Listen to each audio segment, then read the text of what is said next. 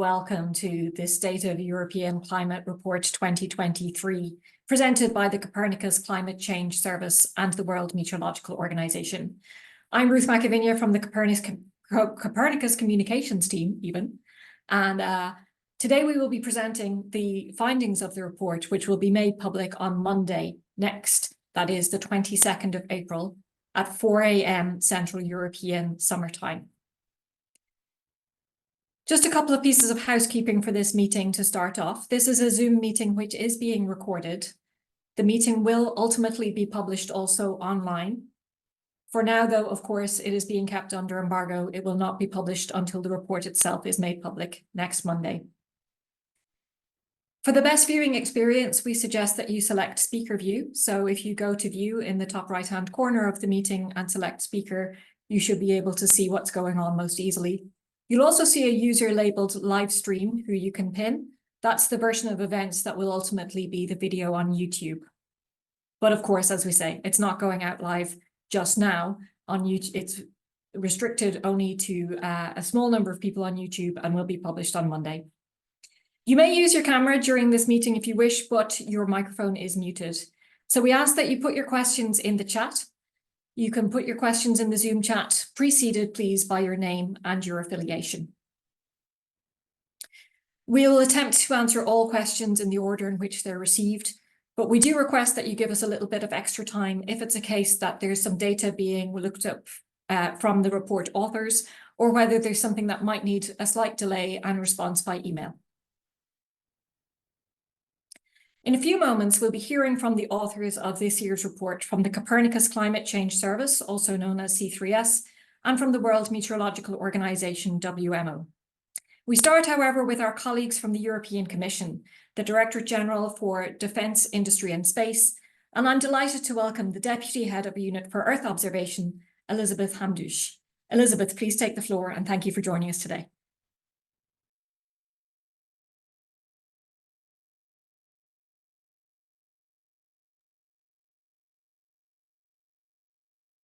Thank you, Ruth, and good afternoon, everyone. Thank you for joining this special preparatory briefing ahead of the publication of the European State of the Climate Report 2023 that is published jointly by the Copernicus Climate Change Service and the World Meteorological Organization. While we present the report today in a few minutes, I would like to start with two key messages that I have for you. A positive one, and then a difficult and urgent one.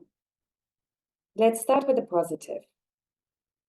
With Copernicus, we have an extraordinary European Union capacity to monitor the Earth from space. Copernicus is the Earth observation flagship of the European Union space program, and it's worldwide recognized as a leading environmental monitoring capacity. Our 6 thematic Copernicus services transform data from space and other sources into easily accessible information used for the environment, emergency management, and security. And we use state-of-the-art European technology for the sensors on our satellites, the Sentinels, and in using the data with high-performance computing system, advanced analytics, and our own modeling capacities. And this gives us an unparalleled understanding of the Earth environment, covering the whole globe, not only Europe. And the Copernicus Climate Change Service is an excellent example for this. It is the European Center for Medium Range Weather Forecast, ECMWF, who implements this climate service on behalf of the European Commission and who prepares the annual State of the Climate Report we are presenting to you today.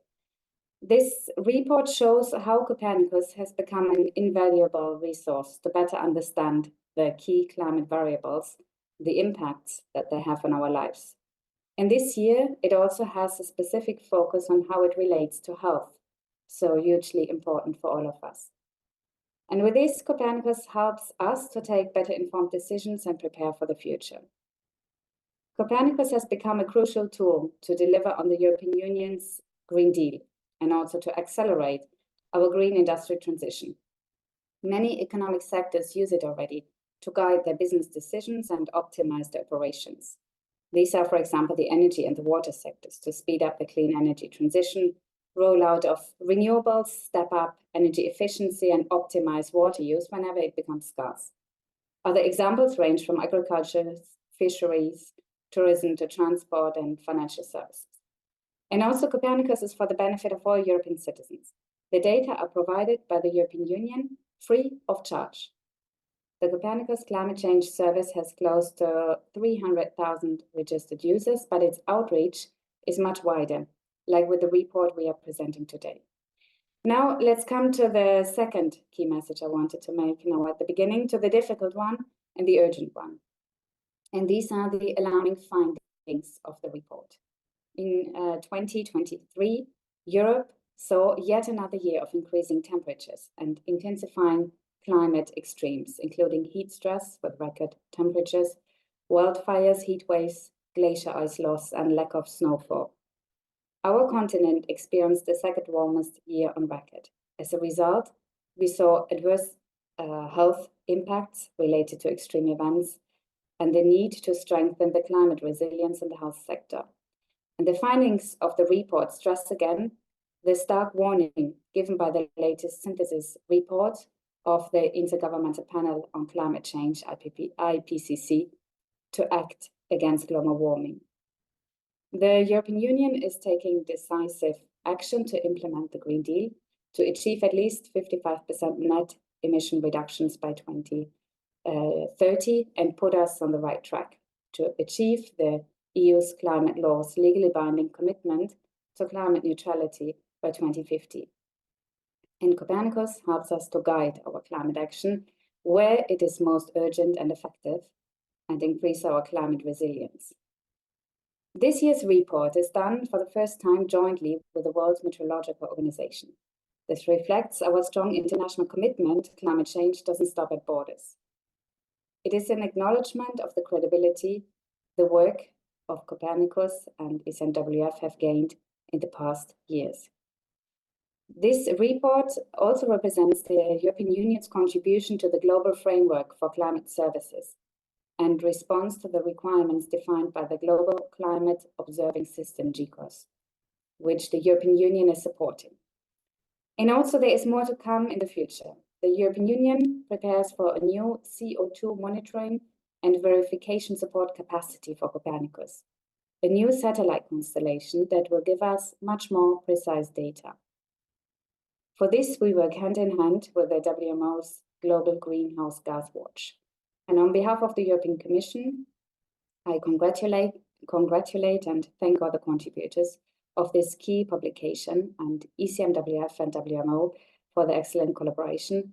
This joint report is the result of a truly outstanding international and interdisciplinary collaboration across research networks and communities, building on the latest research standards, best practices, and services. Thank you. And with this, I pass the floor back to Ruth. Thank you very much, Elisabeth, and thank you also for agreeing to stay through our question and answer session this afternoon. Now, to introduce the Copernicus Climate Change Service, I'd like to call on its director, Carlo Buontempo, to say a few words.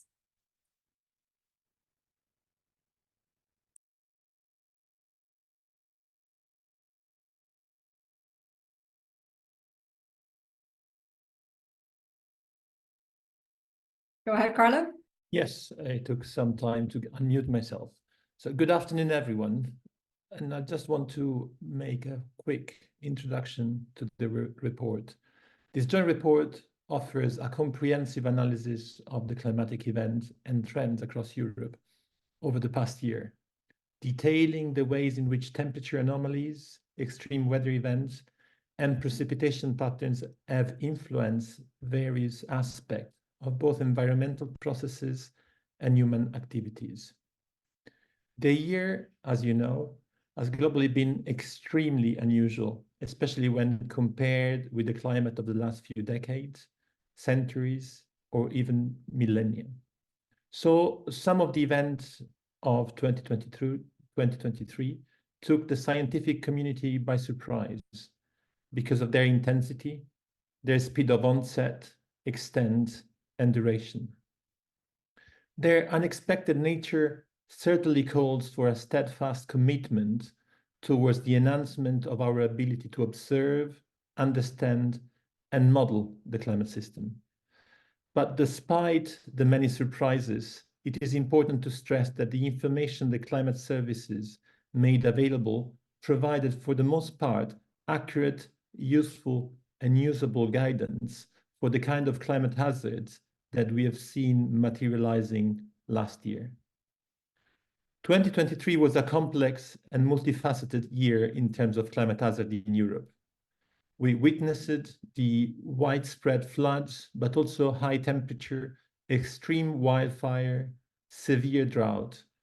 And these events have not only strained natural ecosystems, but they have also posed severe challenges to agriculture, water resources management, and public health.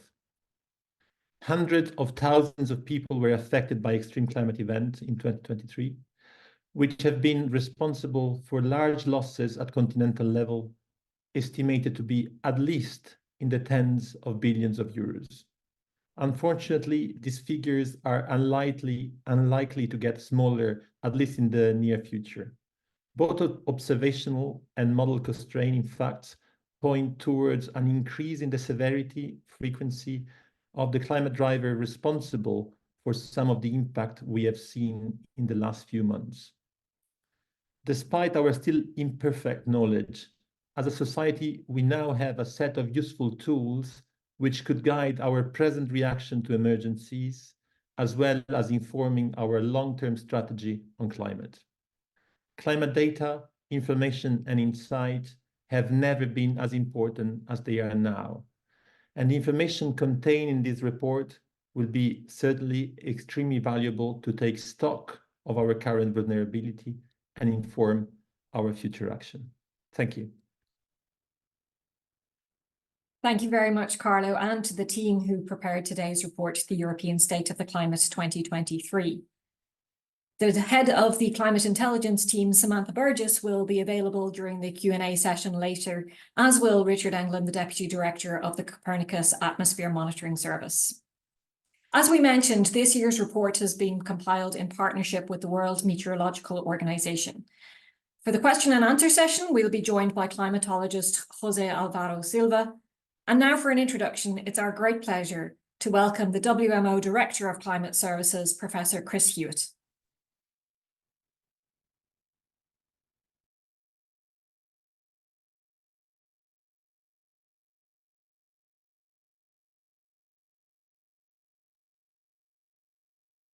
Thank you, Ruth. Sorry, we can't unmute ourselves, so apologies that we're all looking slightly awkward before we speak.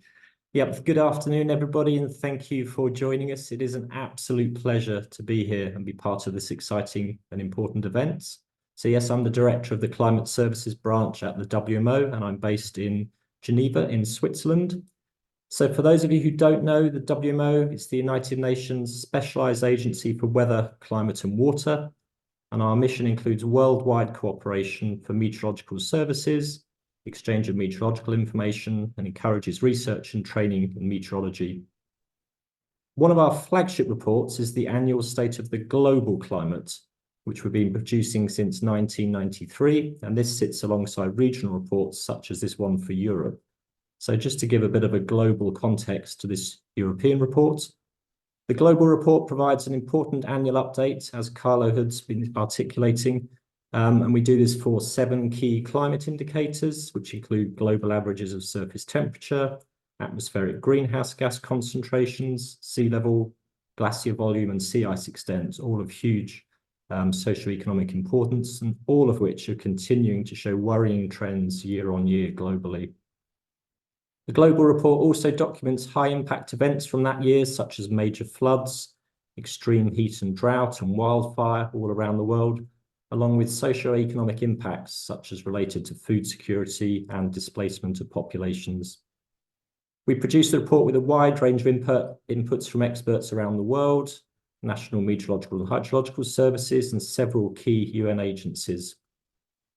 Since 2016, we've also been producing a provisional version of the Global Report in time for the annual Conference of the Parties meetings, the COP meetings, to inform the delegates and negotiators on the current state of the climate, and then we produce the final version in March of each year.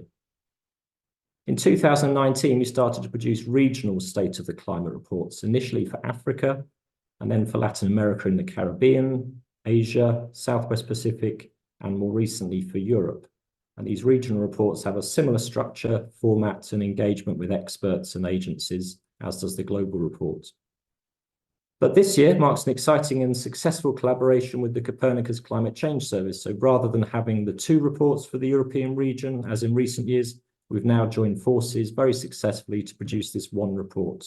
So we're delighted that you're joining this press conference to hear from the experts about the state of the climate in Europe. However, the headlines that you have seen or are about to hear are all too familiar and depressing, so heat waves, flooding, etc. But it is important, as you've heard from the previous speakers, that we continue to regularly present the state of these key indicators, report on key events and their impacts, to provide early warnings for all, to help decision makers and policy makers to take action, and to better inform all of us in Europe. We're all in this together, and we need to tackle this climate crisis together.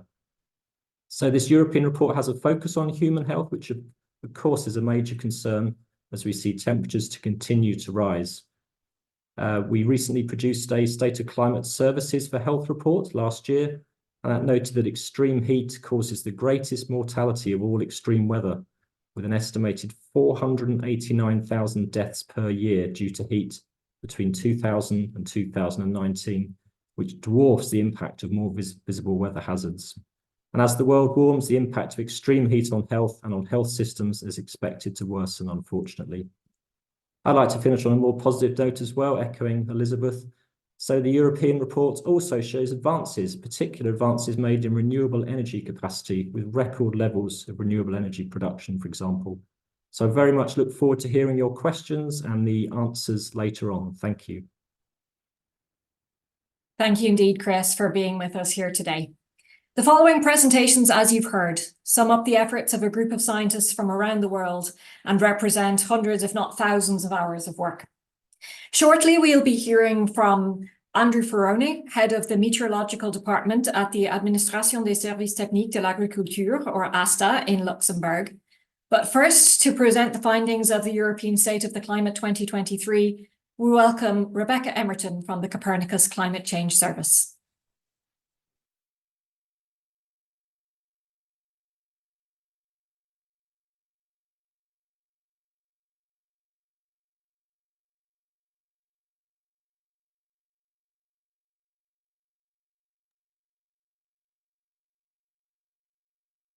Thank you, Ruth, and welcome everyone. So we know that our climate is changing. Greenhouse gases are increasing and temperatures are rising. Today, we're going to take you through some of the key findings from the European State of the Climate, which provides a detailed analysis of our climate in 2023 and key events of the year based on state-of-the-art datasets. This report is the 7th edition of its kind, and this year it has been a pleasure to collaborate with the WMO to build this report even further, working with an even wider community of expertise and including new information on climate policy and action. I'd like to start by thanking the ESOTC editorial team, both at C3S and WMO, and the many fantastic scientists and colleagues at Copernicus, ECMWF and WMO, and the wider communities across Europe and around the world for all of their work on this report. To start this overview, here I'm showing a snapshot of some of the key climate indicators from our climate dashboard, which we update every year alongside the European State of the Climate. And we see that as greenhouse gases continue to increase, temperatures continue to increase, including in the ocean. Sea levels continue to rise, and glaciers and ice sheets continue to melt. The latest 5-year averages show that the global temperature has now risen to 1.3 degrees above pre-industrial levels. In Europe, this increase is even larger at 2.3 degrees. And the Arctic is warming at a rate much faster than the global average, now reaching around 3.3 degrees above pre-industrial levels. As we already know, globally, 2023 was the warmest year on record, and the first year in which every day exceeded 1 degree above pre-industrial levels, with more than half of days exceeding 1.5 degrees C. Sea surface temperatures were persistently high, reaching record levels for each month from April to December, and breaking daily records. While 2023 saw a transition from La Niña conditions to El Niño, the high temperatures in most ocean basins, and in particular in the North Atlantic, played an important role in the record-breaking global sea surface temperatures. And it wasn't just temperatures that were record-breaking in 2023. Glaciers around the globe also saw a new record annual loss of ice at around 600 gigatons, or 600 billion tons of water. This is 100 gigatons more than any other year on record, and equivalent to almost 5 times the amount of ice contained in all the glaciers in Central Europe. All these statistics and a wealth of other information will be available on the climate dashboard at the link in the bottom right on Monday. And in addition, everyone can monitor some of the key climate indicators across the world using our new interactive tool, Climate Pulse, which went live earlier this year.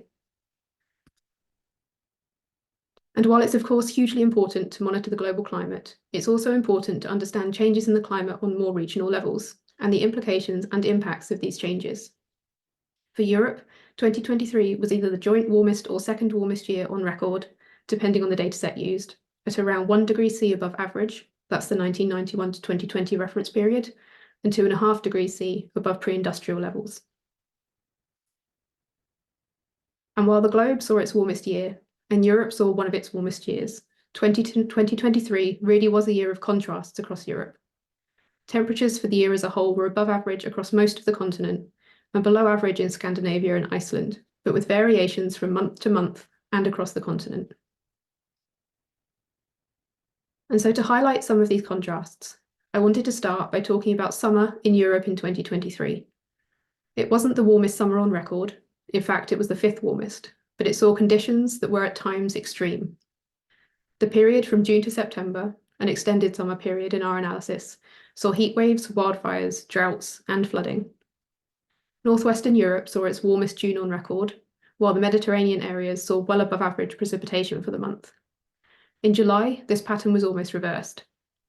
In August, Southern Europe saw warmer than average temperatures, and September was the warmest on record for Europe as a whole. But both August and September also saw severe floods, which I'll come back to later.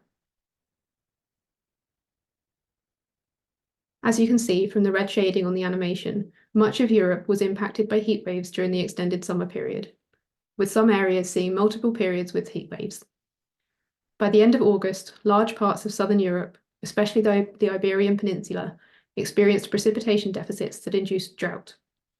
By late September, most of the Iberian Peninsula had recovered, but parts of Eastern Europe transitioned to drought conditions. Wildfires, represented on this map by the circles, were observed across Europe, burning an area equivalent to the size of London, Paris, and Berlin combined over the course of the year. And the largest wildfire ever recorded in the EU was seen in Greece at 960 square kilometres, or twice the size of Athens. As part of our climate monitoring, we also look at heat stress. Heat stress represents the impact of the environment on the human body, so going beyond temperature to also include aspects such as humidity, wind speed, solar and thermal radiation, and the response of the human body to these factors. We report heat stress using a feels-like temperature in degrees C, with categories ranging from extreme cold stress to extreme heat stress. And in the summer of last year, at the peak of a heat wave in July, 41% of southern Europe was affected by strong, very strong, or extreme heat stress. This is the largest area of southern Europe, and in fact Europe as a whole, that has seen these levels of heat stress on any one day in the Era 5 record. We are seeing an increasing trend in the number of days with heat stress across Europe, and 2023 was no exception, with Europe seeing a record number of days with extreme heat stress. This is equivalent to a feels-like temperature of more than 46 degrees C, at which point it's imperative to take actions to avoid health risks such as heat stroke. And it was not only on land that we saw record-breaking conditions over the summer, as the season also saw marine heat waves. In June, the northeastern Atlantic saw a record-breaking marine heat wave, peaking on 21st of June with sea surface temperature anomalies far beyond anything we've seen in the historical record, as shown in the chart on the left. The marine heat wave off the coast of Ireland and the UK was widely classified as extreme, and in some areas, beyond extreme. July and August also saw marine heat waves in the Mediterranean Sea. In fact, for the year as a whole, the average sea surface temperature for the European Ocean was the warmest on record, and everywhere shown on this map in the darkest red colour saw the highest annual sea surface temperature on record in 2023. Yet another consequence of extreme summer temperatures, combined with a generally below average number of days with snow during winter and spring, is the exceptional loss of glacier ice. Since 1976, around 850 cubic kilometres of glacier ice in Europe, not including Greenland, has been lost. In 2023, glaciers in all European regions saw a loss of ice, and in the Alps, the glacier melt was again exceptional following 2022's record loss of ice. Over the last 2 years combined, glaciers in the Alps have lost around 10% of their remaining volume. The deficit of snow cover in the Alps not only impacts glaciers, but also river flows. And in 2023, river flows in the River Po, for example, were below average for the entire year, with record low flows from February to April, providing little relief from the 2022 drought. But continuing the theme of contrasts, during 2023, most of Europe was wetter than average. The year as a whole, averaged across Europe, saw around 7% more precipitation than average, placing it in the top 4 wettest years on record. Averaging across the European river network, shown on the map here, river flow was generally below average for much of the year, but in November and December, river flows became higher than average, and the December river flows averaged across the river network were the highest on record, following a series of storms between October and December. Almost a quarter of the European river network saw exceptionally high river flows in December, and record or near record high flows were seen in major river basins such as the Loire, the Rhine, and the Danube. Flood events, ranging from localized flash floods to widespread flooding on major rivers, occurred around Europe throughout 2023. Over the course of the year, a third of the river network saw river flows that exceeded the high flood threshold, and 16% of the river network saw flows that exceeded the severe flood threshold. As part of the European State of the Climate report, we've analysed several of the largest floods that Europe saw last year.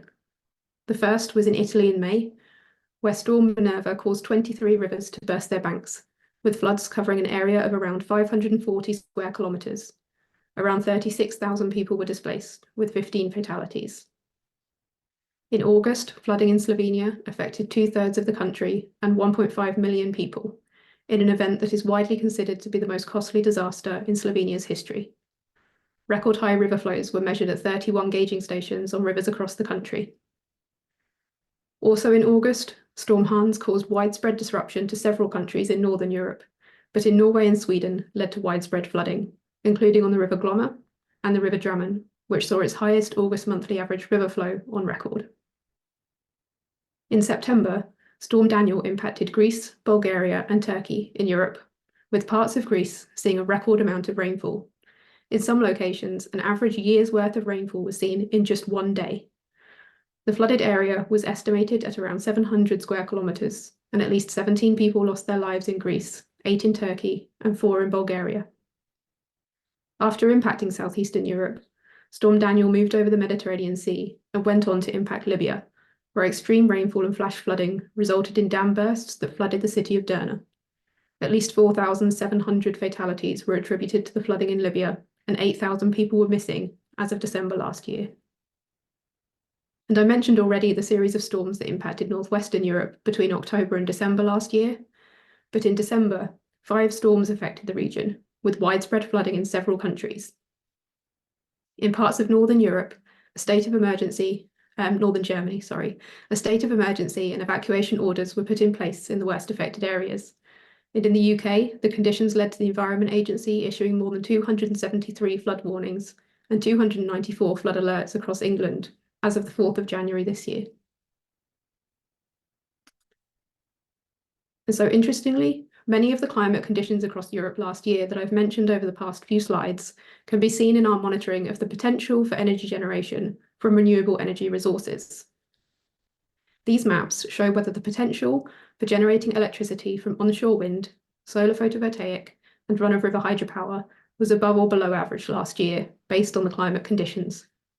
And for the year as a whole, the potential for run-of-river hydropower generation was above average across much of Europe, linked to the above-average precipitation and river flows.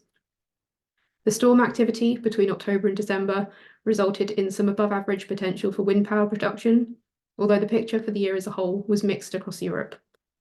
And for solar PV, the potential was above average in northwestern and central Europe, and above average in southwestern and southern Europe and Fennoscandia. 2023 also saw above average solar radiation for the year, and overall, we are seeing an increasing trend in solar radiation across Europe. But in terms of the actual or measured electricity generation across Europe, 2023 reached a record high proportion of electricity generation from renewables at 43% compared to 36% in 2022. For the second year in a row, in 2023, electricity generation from renewables overtook the generation from polluting fossil fuels. And so I've been talking a lot about Europe, but as I mentioned at the start, the Arctic has been warming at a rate well above that of the global average, and we also monitor key climate variables over the Arctic as part of the ESOTC report.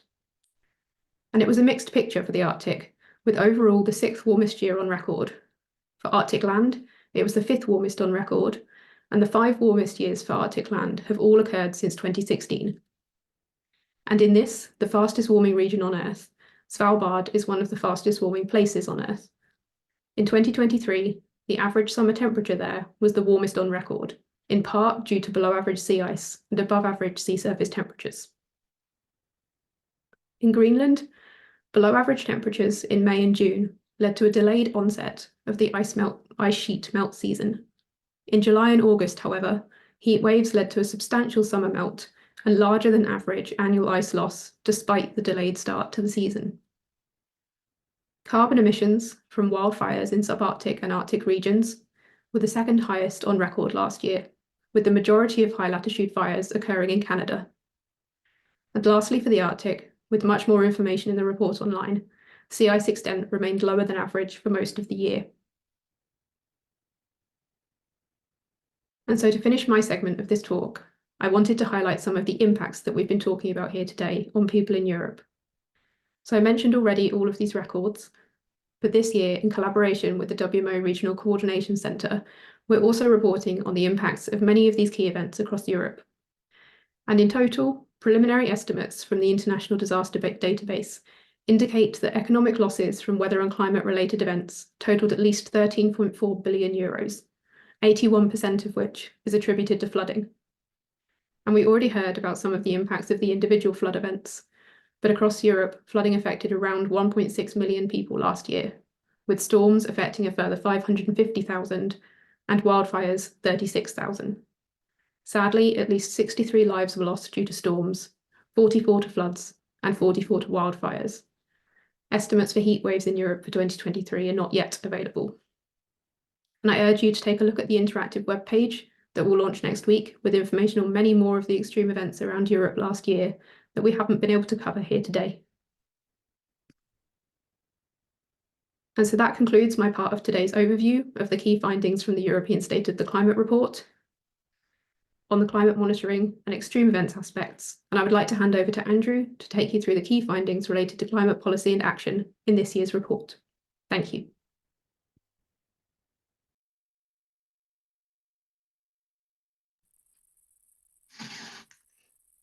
Thank you very much, Rebecca, and also welcome from my side. So in this part of the presentation, I'm now giving an overview of the climate policy and action part, which was traditionally part of the WMO report. And so now it is part of the common report together with Copernicus. I would also like to stress that we are going to talk about the health and the impact of climate change on the health sector this year. So we are changing the topics each year. It has been decided to use this focus this year. And I would like to thank all the contributors from the WMO, from different UN agencies, from Copernicus and from ECMWF for their valuable contribution to this year's report. Of course, it is clear, and it has mentioned already been several times, that the climate change that we are seeing is unequivocally due to the changes in greenhouse gas concentrations and greenhouse gas emissions from human resources. You see here the concentrations of carbon dioxide and methane in the atmosphere over the last 20 years, and they have reached the highest level ever in 2023. As the IPCC has indeed concluded in its most recent report, every 10th degree of warming is important, and thus the more mitigation we are doing, the less adaptation is needed Nevertheless, we see that at the present rate of adaptation, we can already see climate impact, and so it is important to adapt to them. The climate impacts in Europe are indeed increasing, and the leading cause is, of course, the climate change. We see an increase in the number of deaths since at least 1917, with a strong increase since the 2000s. However, in July 2023 was the first time in history that the climate crisis and the related extreme weather events were declared a public health emergency by the European Regional Office of the World Health Organization. This was in order to coordinate efforts to address this and to also give possibilities to help the different countries to address the impacts that we have seen in 2023 in Europe. For the heat waves, of course, they are also increasing in Europe. This is clearly shown on this graph, which shows the top 30 most severe heat waves in Europe since 1950. You see on the x-axis, you see the length of the heat waves, and on the y-axis, you see the average temperature anomaly. And then there is also a ranking of the severity of these heat waves. 23 of the 30 most severe heat waves in Europe have occurred since 2005 in the last 3 years, and also the heat wave of August 2023 is clearly related in this graph. The heat-related mortality has increased by around 30% in the last 20 years, and heat-related deaths are estimated to have increased in 94% of the over 1,000 European regions that have been assessed in this report. It is clear that the impact of on human health is more pronounced in cities where most people are living than in than in rural areas, because cities are warming faster than other areas. In order to adapt to these changes, climate services are important for the health sector, and so we have made a survey of the National Meteorological and Hydrological Service of the European 6 of WMO European 6 region, which includes 50 European members. And you see that over half of them provide data services, climate monitoring, climate analysis and diagnosis, as well as some tailored products to the health sectors. However, there is clearly further development needed in order to take this to ideally 100% and to give them the tailored climate products that they are needed. In particularly, the provision of climate change projections and climate predictions is an area where further improvement is needed. There are solutions, and there are solutions to adapt to heat-related impacts and risks in Europe. They have been assessed by the IPCC in the Working Group 2 latest report of the 6th assessment report. And you see here a graph from this report which assesses the effectiveness of certain adaptation options in Europe, as well as their feasibility. This is indeed very important, because if you look at some of these options, like, for example, the heat-proof land management, the effectiveness is assessed to be high. However, in some feasibilities, they are only medium. So there are barriers to implementation which then have to be lifted by policies. So a proactive, timely, and effective adaptation can clearly reduce the risks of human health. Adaptive measures are indeed needed to help countries to transition from crisis management to risk management. And health warning systems are pivotal in that sense. And the WMO European Regional Climate Center is indeed providing climate watch advisories to its members, so that they can better prepare, amongst others, their health systems in case of heat waves. Here you see a climate watch advisory as an example of last year. It has been issued in July for several weeks, and it showed that in some southern countries of Europe, there was a risk of a heat wave in that case, and this gave these countries some lead time in order to provide information to the population, and then also decrease the impact on the population of these heat waves. So this leads me to the end of the presentation. As we have shown, adaptation is important for the health sector and for human health. However, there have been progress made in Europe, but we also see that there is further progress needed. And with this, I hand back to Ruth for the question and answer session.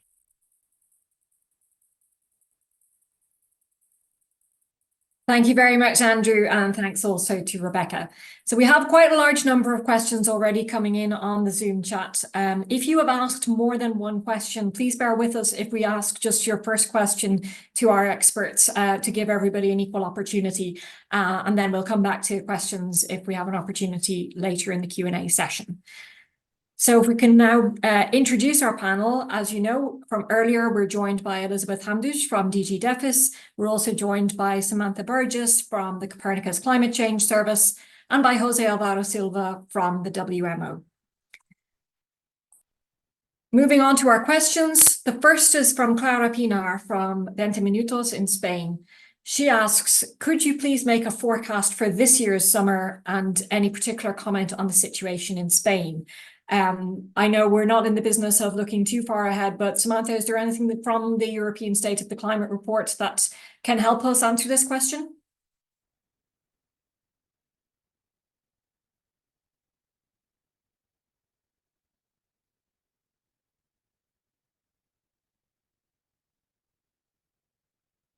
Can we unmute Samantha? Yeah, I wasn't allowed to unmute myself. Yeah, there's nothing specifically within the European State of the Climate Report because that contains data for 2023, but there are other data sets from the ECMWF and from the WMO that speak to 2024. So when we look at the first 3 months of 2024 so far and the climate monitoring that C3S does, we know that the first 3 months of this year have been the warmest months on record, respectively. When we look to the seasonal forecast, C3S and ECMWF have a multi-model ensemble which looks at the seasonal forecast to come ahead, and we can see from that seasonal forecast that June, July, August, so the summer period, is more likely than not to be warmer than average for temperatures over Europe and in fact large parts of the world.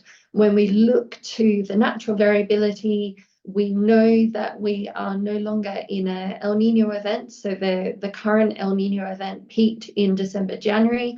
We're now in the decline from that event, and the seasonal forecasts are suggesting a range for the future, either moving to a neutral state or back into a La Nina state. And we need to develop in the year a little bit more to understand which of those seasonal forecasts will be accurate, whether we'll transition towards a more neutral state, so there won't be a cooling effect on the climate, but equally there won't be the warming effect from the El Nino, or that we'll be transitioning to a La Nina effect, which is the situation that we came out of this time last year, and the La Nina has a cooling effect on global climate.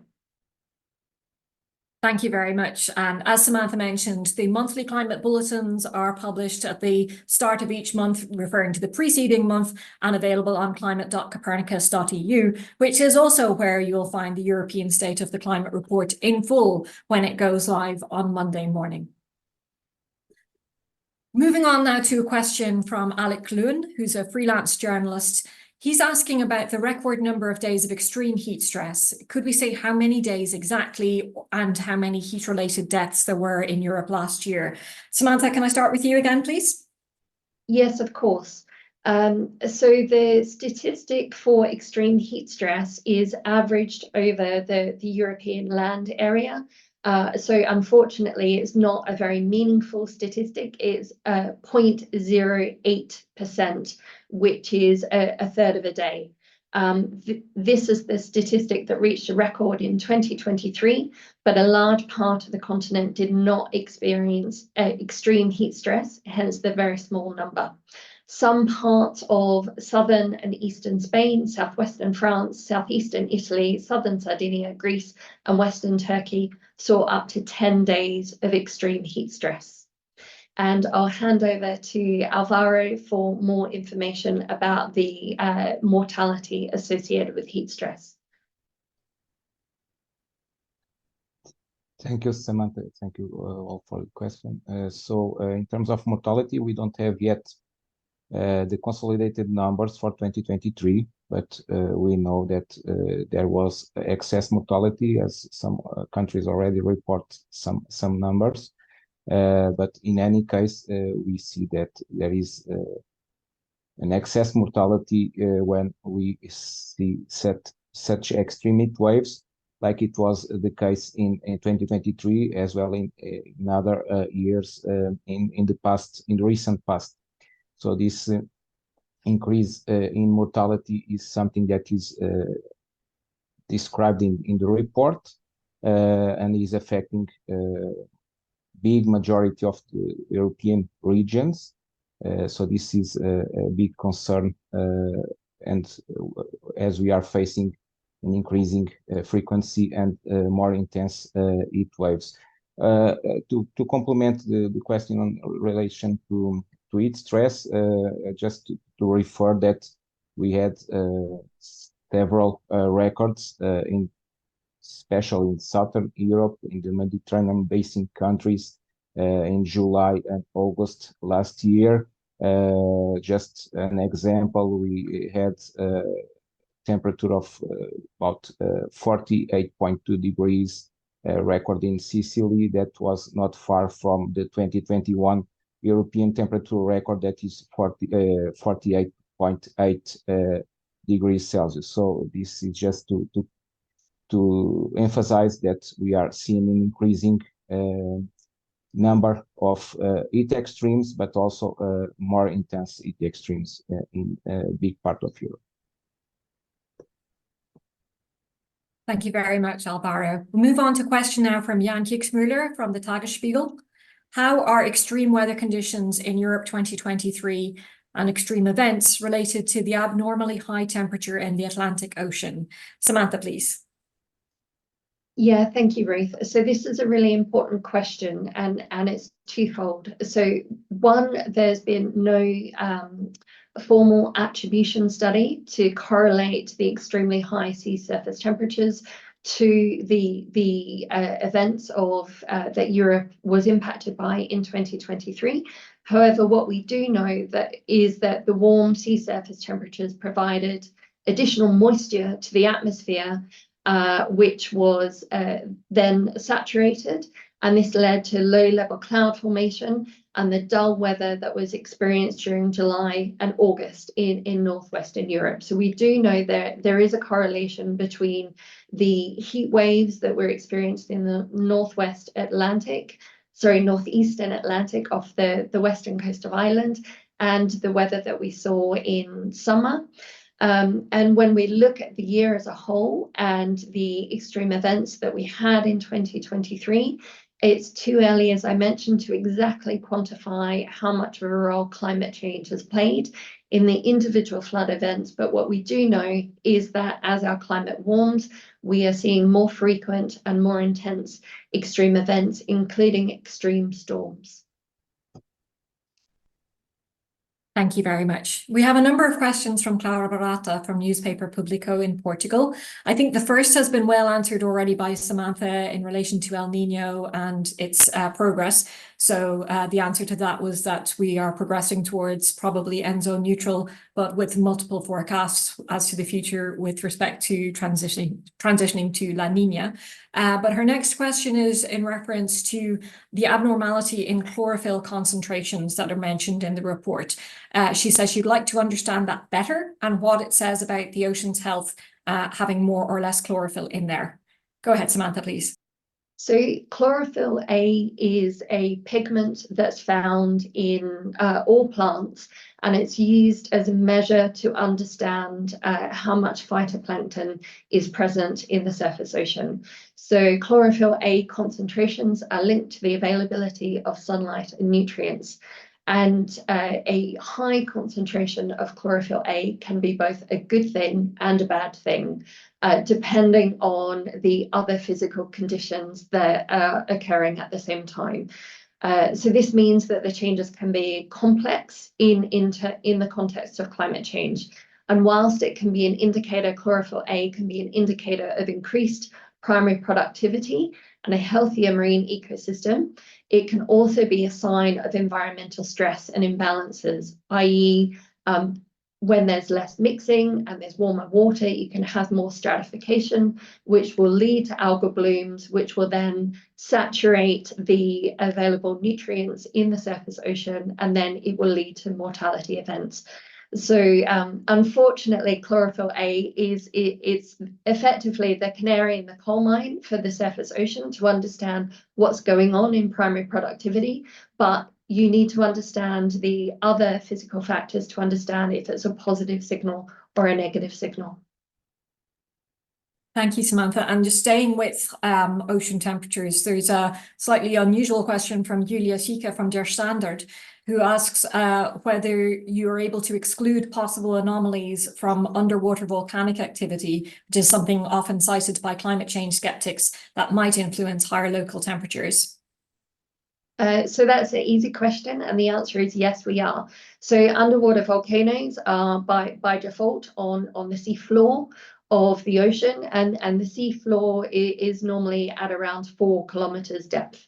When we look at the measurements of how the ocean is changing in temperature, we know the fastest warming part of the ocean is the ocean surface, the part of the ocean that's in contact with the atmosphere. So sea surface temperatures have been at a record high level for the past year now. We also only have measurements for the top 2,000 meters of the ocean. So we don't have any physical measurements below 2,000 meters. We're relying on modeled data below 2,000 meters. And we know when we look through the top 2,000 meters that beyond the surface layer, the top 300 meters is then warming the next fastest rate, and then 300 to 700 meters is warming slightly slower but faster than 700 to 2,000 meters. So we can tell where the source of the heat is coming from, and it's coming from the atmosphere rather than the deep ocean. Thanks, Samantha. And continuing in the same vein about the source of all of this heat, Sophie de Villiers from La Libre Belgique says that recently you spoke to Agence France Presse, Samantha, and said that we as yet don't really understand why we have all of this additional heat in 2023-24. She says that you said we can explain most of it, but not all of it. And I guess she's asking, can you explain any more now about the additional heat? And is there a phase change happening in the climate system? So there's a lot to unpack in that answer, in that question. And the short answer is yes, we do know more. So there's a number of different factors that control our global temperature.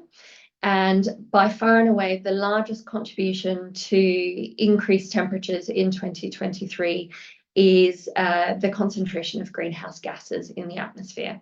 However, there's a number of other elements that play a role, and this includes the record high ocean temperatures, different types of natural variability. So El Nino or the ENSO is one of those types of natural variability, but there's other natural variability in different ocean basins, such as the Indian Ocean Dipole, the North Atlantic Oscillation, etc., etc. There's also differences in the concentration of aerosols in the atmosphere, which influence our global climate, such as reductions in aerosols from improving air quality, from changing marine fuels, and also from volcanic eruptions, changes in where we're at in our natural solar cycle, and other types of natural variability, as I've mentioned.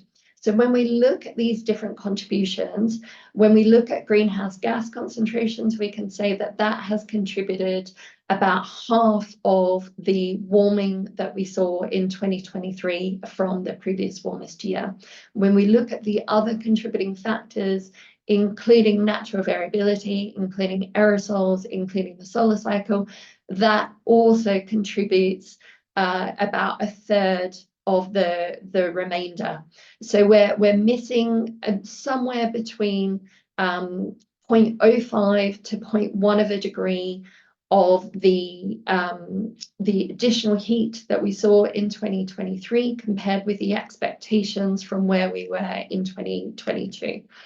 2023 was also a complicated year in that when we started the year, we were in a triple dip La Nina, so a very long phase of La Nina, which had this cooling effect on the climate. And the El Nino event that we transitioned to, the WMO announced the El Nino in July of last year. It was a very short-lived event, and normally the temperature impact on global climate happens in the second year of the event, which we've not really had this time round. So when we look at what we predicted at the beginning of 2023 versus what we saw, is largely in line with what the climate models have told us. And the climate models for a long time now have suggested that we should be warming faster than the observational record. It's too early to tell whether the really warm temperatures that we saw in 2023 were a blip, a peak that will quickly exit out of, a phase change, or whether our climate system is behaving a different way. But we really need to monitor the climate very closely, monitor what's happening to the surface of the ocean to understand how this will change through time. And I'd like to hand over to Alvaro to complement from a WMO perspective. Thank you, Samantha. Just to emphasize that, in fact, this long-term increase in global temperature, it's due to increased concentration of greenhouse gases in the atmosphere. That there is no doubt about this. Of course, then when we have an El Nino developing, we expect the global temperature to be higher than in previous years. And in fact, due to this multi-year La Nina, we saw such jump in terms of global temperature anomaly from 2022 to 2023.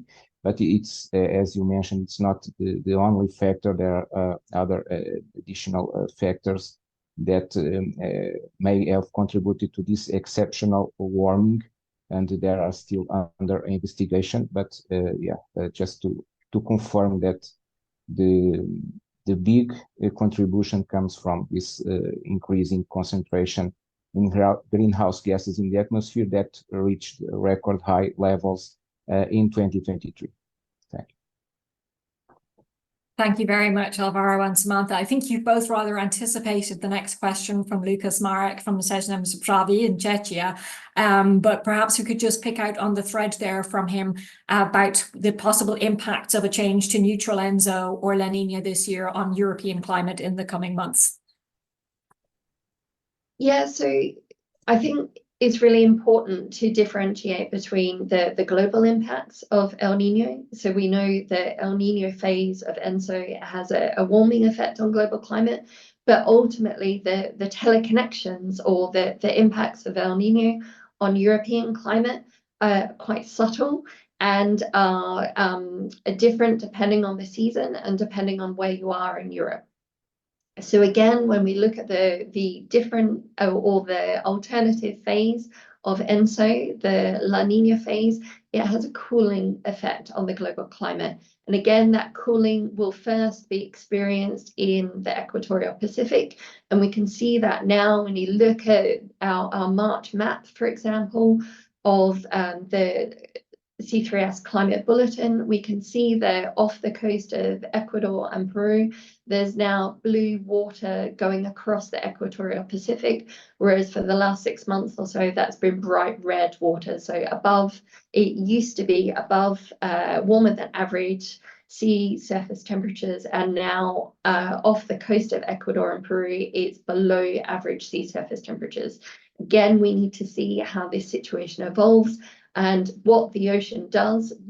Overall, we have incredibly high surface ocean temperatures, and we need to see what this change in the equatorial Pacific does to global ocean temperatures. But what I can say is if you look at another C3S tool, which is Climate Pulse, it has information about sea surface temperature 2 days behind real time, and it's pulse.climate.copernicus.eu. And you can see that for the last 100 days or so, ocean temperatures have been at record levels above 21 degrees. Thanks very much, Samantha. Enza Tedesco from Montel News asked a number of questions about this summer's record temperatures, or will they be similar in 2024? I think that's been covered substantially already in the answers. So we'll move, bless you, Samantha. We'll move on to Vito Tartamella for Focus Magazine in Italy. Are there geological and climatic reasons why Europe is the fastest warming region in the world? Please go ahead on that one, Samantha. Not so much geological, but geographical, yes. And there's really three elements to the reason why Europe is the fastest warming region. So one is the proximity to the Arctic. And this is one of the reasons why there's a slight difference between the data sets used and the domain used. So the difference between the C3S domain and the WMO domain is that the WMO domain includes Greenland, and Greenland is obviously part of the Arctic, and it's warming at about 4 times the global rate, 3 to 4 times the global rate. So this is why in our report we've said that the ranking is dependent on the data set, and the data set is dependent on which domain we're really looking at. The second reason is due to the climatology that has existed for a long time. So Europe has warmer ocean currents and atmospheric currents than other land areas at a similar latitude. So for example, Europe is milder than the equivalent latitude in North America. So that's another reason. And then the third reason why Europe is warming faster than other land areas and then the global average is because of air quality changes.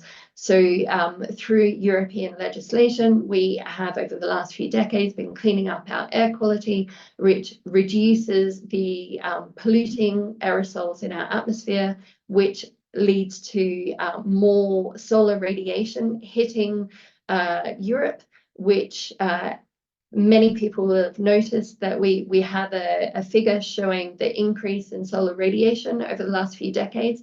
And this is directly correlated with that increasing air quality or improving air quality. So it's really these three combination of factors. So our proximity to the Arctic, our natural environment where we are exposed to these warmer ocean currents that lead to milder conditions and improving air quality.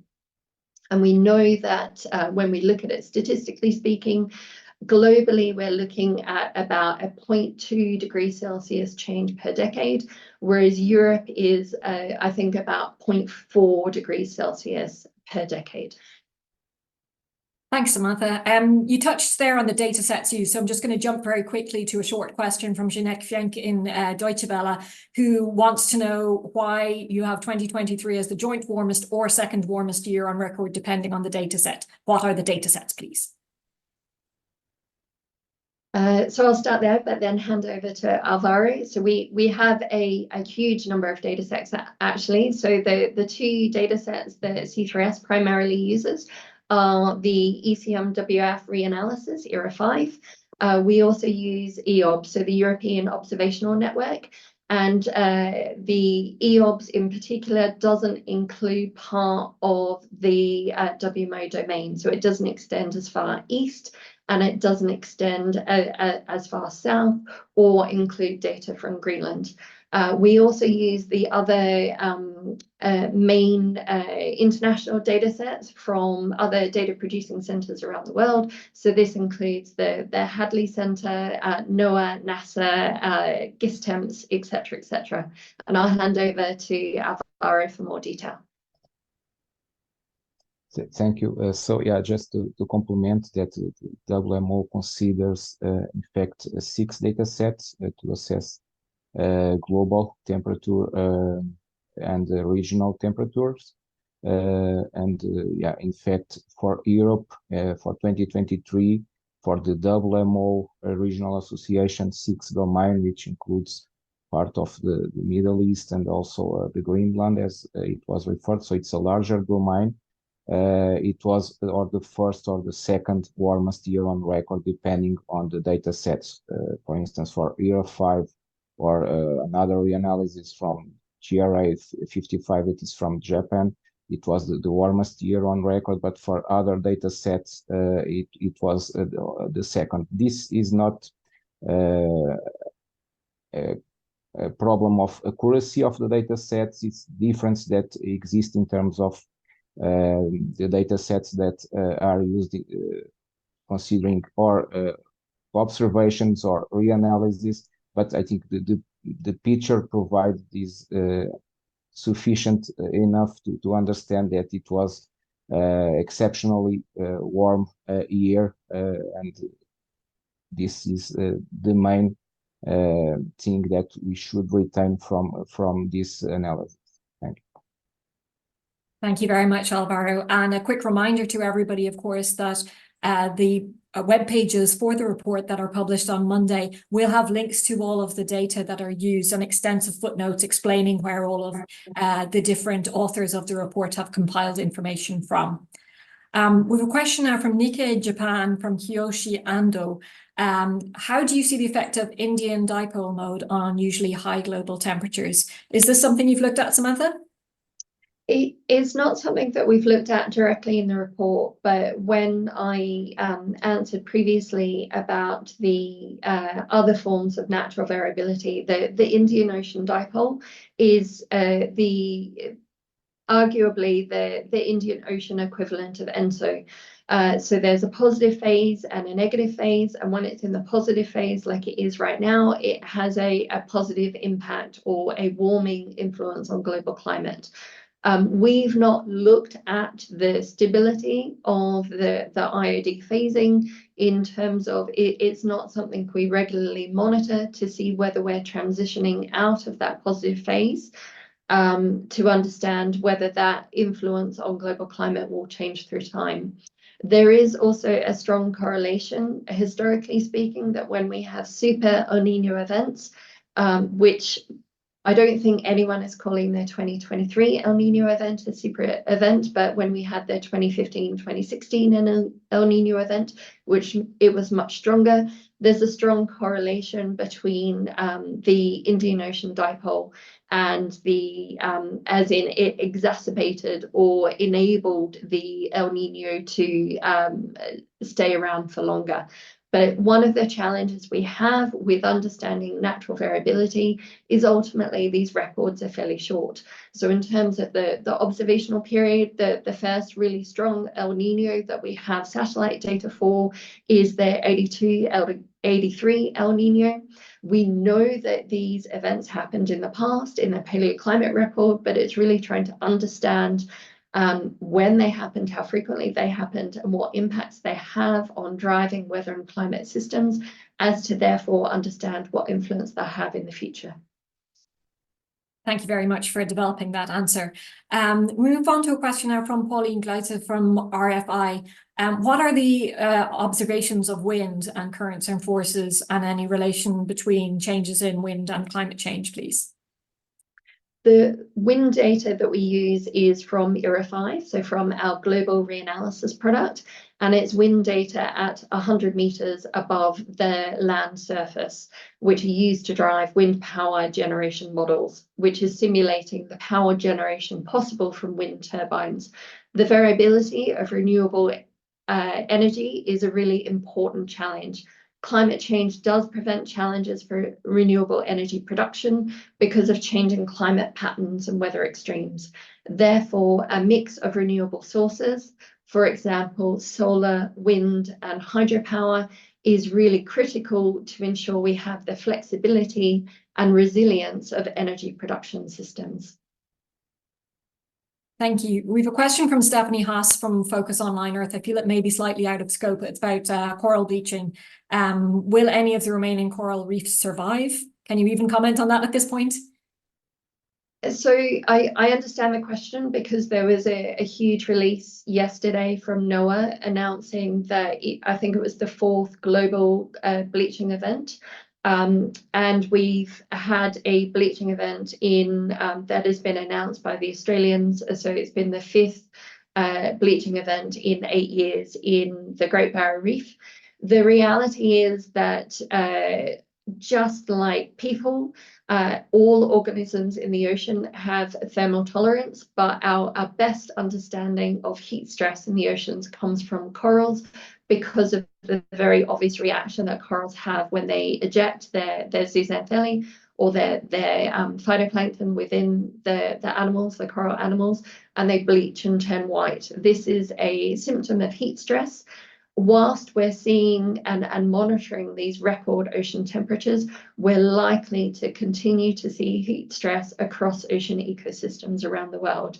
And this brings in the importance of monitoring ocean temperatures to understand, again, whether the ocean is behaving in a different way to how it has in the past, or whether now that we're at the peak of solar radiation hitting the southern hemisphere, which leads to the maximum sea surface temperatures around this time of year, whether 2024 will behave in a different way to what we saw last year in 2023, where we had record high sea surface temperatures throughout the year, which was very unusual and the first time we saw that. Thanks, Samantha. We have a question from Jeremy Wilkes of Euronews. How would you interpret the high rainfall in Europe of 2023? Is this part of a longer term pattern, he asks? So yes and no. We know from the IPCC that the impacts of climate change on Europe depend on where you are in Europe and depend on the season. So from the IPCC, and we very much saw this last year, that in Northern Europe, particularly in winter, we're more likely to see more rainfall events. And because the atmosphere is warmer and it can hold more moisture, these events are highly likely to be more intense. In 2023, we saw, one of the statistics of the report is that we saw that 2023 was 7% wetter than average. But rainfall and precipitation in general is really challenging to unpack, because you can imagine that you have a wetter than average year, but you just have a really dull year in that it rains many days throughout the year. You can also imagine that you have a drier than average year, but you have really intense rainfall events. So you could have, a handful of rainfall events where the amount of rain that falls is very significant. And one of the examples of that was the flooding that we saw in Greece last year in September with Storm Daniel, that parts of Greece saw their annual rainfall in 21 hours. So we are likely, in summary, we are likely to see high rainfall in Northern Europe due to climate change, but equally, we're also likely to see drier conditions in the Mediterranean in summers in the future due to climate change. Thanks very much, Samantha. We still have quite a few questions coming in, but this one I think will be reasonably straightforward from Yanis Muratidis. Wet bulb globe temperature is a better measurement of human stress during heat waves, he says. Do you think to establish this indicator instead of temperature? So I'll start with this, but then I'll certainly hand over to the WMO. So the wet bulb temperature is one useful index of human stress during heat waves and has similarities to the heat stress indicator that we use.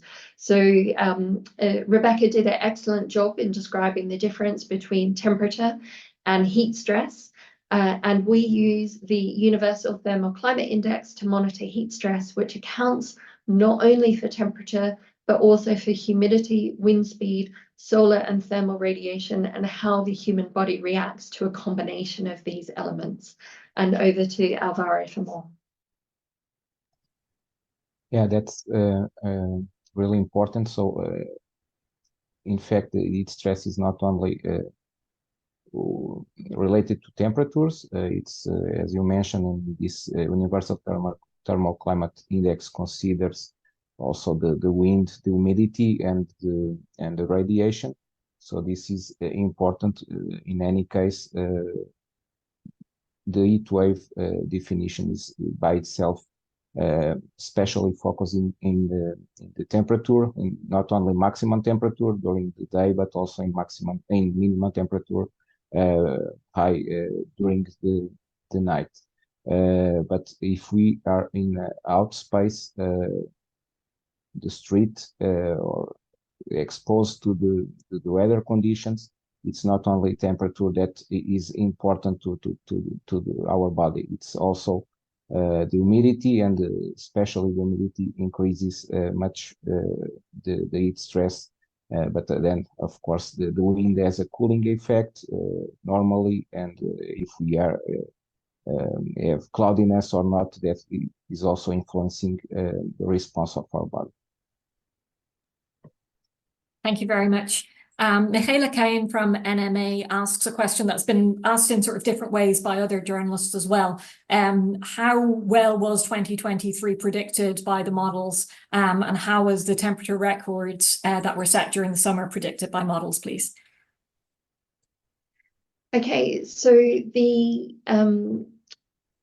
2023 was within, so the what we saw in 2023 was within the predictions of climate models, but it wasn't the average line of where the climate models predicted that we would be. So when we talk about climate models, it's not just one model that is used to give us a prediction of the future.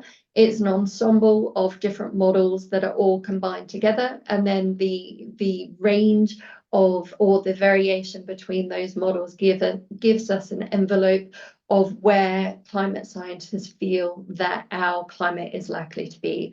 And for 2023, we saw that we were still within that range, but we were on the outer edge of that range rather than close to the middle of the range. And as I mentioned earlier, climate models for a long time have been suggesting that the rate of warming should be faster than what we've actually been observing. So there is this slight disconnect between what the models are predicting for the future versus what we are observing and the natural variability within the climate system. And over to Alvaro for more information. Thank you, Sam. Just to complement that, in fact, the WMO released in May the global annual 2-decadal climate update, and it was flagged that there was a high chance for at least 1 year between 2023 and 2027 exceeding the warmest year one record. That was at the time 2016, and in fact we just experienced this 2023 as the warmest year on record globally. But in addition to this, it also states that the chance of the global temperature exceeding 1.5 above pre-industrial levels for at least 1 year between 2023 and 2027 is more likely than not. So chance about around 66%. So in fact, this exceptional warming is captured by the climate models, but as Samantha mentioned, in fact, the prediction for 2023 is a bit out of what would be the average, but included in the spread, in the range that we have from the model outputs. Thank you. Thank you. We have a number of questions next in line that I think have been answered quite comprehensively already from Francesca Zavattieri, Volker Mrasek, and Sandy Dauphin. If you feel your questions were not already answered with the extensive answers given relating to data sets and the variability versus climate change angles, do please get in touch again with our press office via email. I think we have an interesting question in particular from Sofia Matos Silva from Garador in Portugal, saying, for the regular European person with average knowledge regarding climate change and who might be overwhelmed by all of the data you're presenting here today, how would you summarize the impact on their daily lives in the near future? We'll come to you first, Samantha. Yeah, I think this is a really important question, and it's really challenging just to give people an appreciation. You know, the summary document is 8,000 words. And this is a subset of close to 80,000 words of information contained within the full European State of the Climate. So there's a huge amount of detail in there that we're trying to make as accessible as possible to enable everyone to understand how our climate is changing and how it is impacting us. My summary and my takeaways of the report are that Europe in 2023 saw a huge number of records, a record number of Europeans affected by heat stress, record ocean temperatures, and record melting of glaciers. We also saw a huge number of extreme events, from the largest wildfire in Europe in Greece last year to the sheer number and frequency of flooding and storm events across Europe. We know that extreme events are likely to become more frequent and more intense due to climate change. And we also know that all of these events are within a context of record concentrations of greenhouse gases in our atmosphere, which are the ultimate driver of human-caused climate change. Alvaro, would you like to add any takeaways for the audience in the street today? Yes, thank you. So just like to emphasize the outcomes of the climate policy and action section in relation, of course, with the findings of the climate science in the first part of the report. So in fact, giving this increasing frequency and intensity of extreme events, especially heat-related events, it's very much needed to reinforce the response in terms of alert systems. And these alert systems include, of course, the early warnings that are delivered by the National Meteorological Services and also by the RCC, the Regional Climate Center for Europe. That is a structure of WMO and supports members to raise awareness and preparedness for such extreme events. So this is one important highlight that I would like to include, but also to emphasize that from this climate policy and action, there are other important measures to take into consideration, such as those related with urban planning and management interventions, more green spaces, reflective materials that can contribute to reduce heat in cities. And in fact, cities, due to the urban heat island, are usually more impacted by heating. This is a concern, especially because we are an increasing elderly population that needs to be more prepared, and this is not sometimes they are aware of what is coming in terms of the weather, but I think the risk perception, and this is also some finding in the report, need to be improved. So we need better risk perception by the population in general. And then, of course, we need to reinforce partnerships and provide a joint response to these increasing extremes. And this was also something that we got from our UN partner, the WHO, the World Health Organization Regional Office for Europe. Thank you. Thank you very much. I think you've touched on this already, both of you, but Zornica Spasova from Climatica blog in Bulgaria asked, do you think we've reached a tipping point? And if so, the irreversible climate change will happen. And the phrasing of this is particularly interesting. Is just 1 year above 1.5 degrees Celsius above the pre-industrial average not a danger? So I guess there's two component parts there. One is on tipping points, and there are a number of tipping points. Well, first and foremost, we don't cover tipping points in the European State of the Climate Report. Secondly, there are a huge number of tipping points that scientists are actively investigating to understand when and where the thresholds may be exceeded.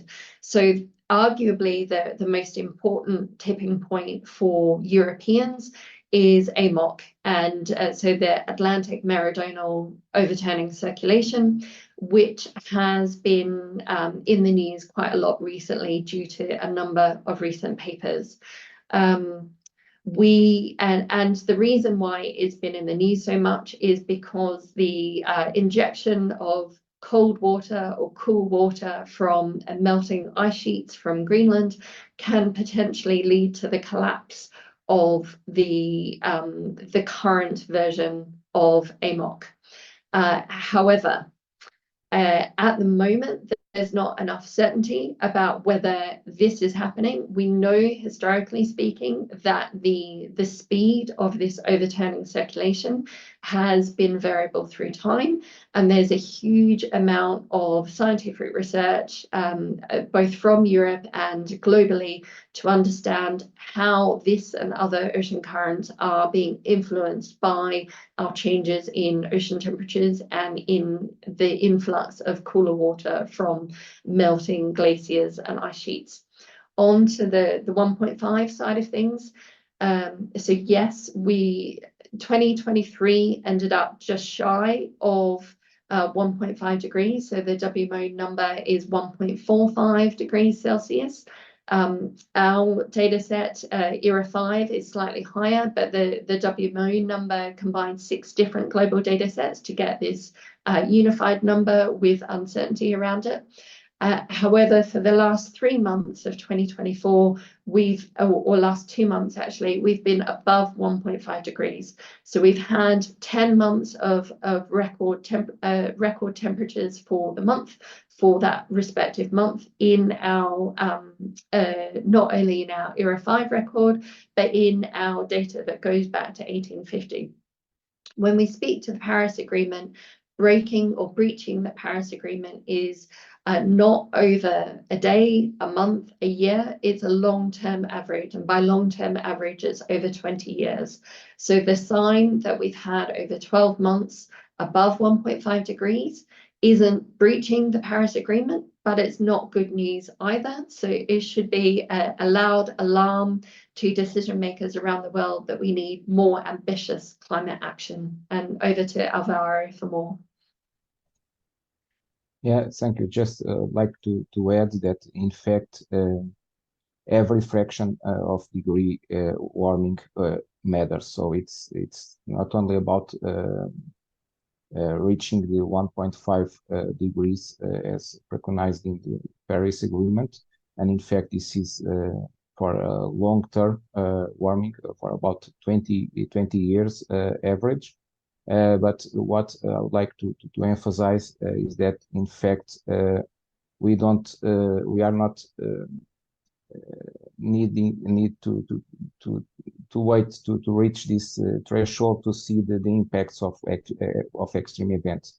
So every day we are seeing increasing impacts of heat, of heavy rain, of many extreme events occurring even at 1.2 degrees Celsius. That is the average for the last 10 years. So yeah, just to emphasize this, that every degree of warming matters. This should be our main focus, and to reduce and to increase the ambition in reduction of greenhouse gases. Thank you very much. And thanks also, Samantha, who managed to answer Wojciech Kosz's question about AMOC as well during the tipping points discussion. It's coming to about time to wrap up our discussions here. If your question has not been answered, please do keep in contact with us through the press resources pages and through our email. Just one final question. I just want to find it again here in the chat because it's a particularly interesting one in the light of this report on 2023. From Justine Prado with Vers les Médias, would you consider that we have entered an era of continual climate records? Samantha. It's a really good question. And I think the evidence that we've seen from the last 4 European State of the Climate reports that I've been involved in is that, yes, we are continuing to see new records broken all the time.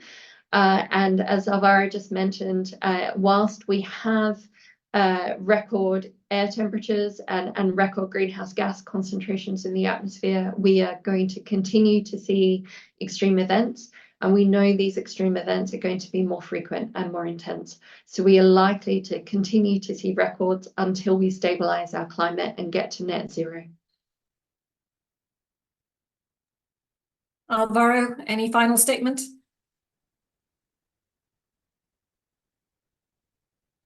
Sorry, I was unmuted. Yeah, just to emphasize that, in fact,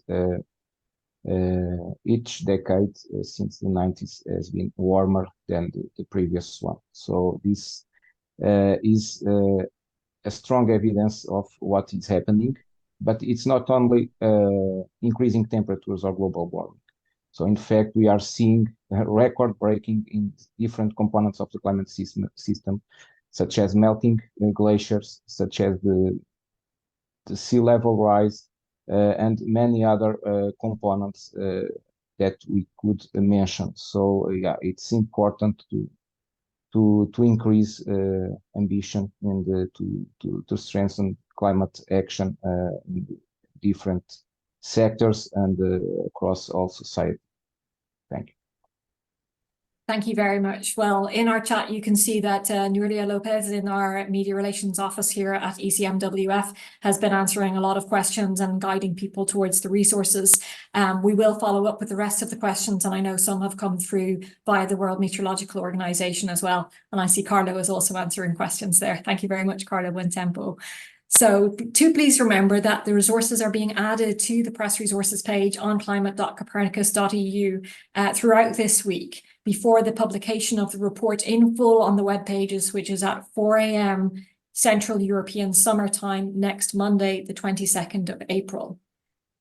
Our media relations team remain at your service, and we'll also be posting regularly on our social media channels. If you're not already following us on social media, please do join us on all of the addresses that you see here. And for now, all that remains is to thank everybody who joined this call today, from reporters through NGOs, and particularly to our speakers and our panelists today. I wish you all a good afternoon, and we'll see you again this time next year. And please do answer our Zoom questionnaire as you exit. Thank you very much and good afternoon.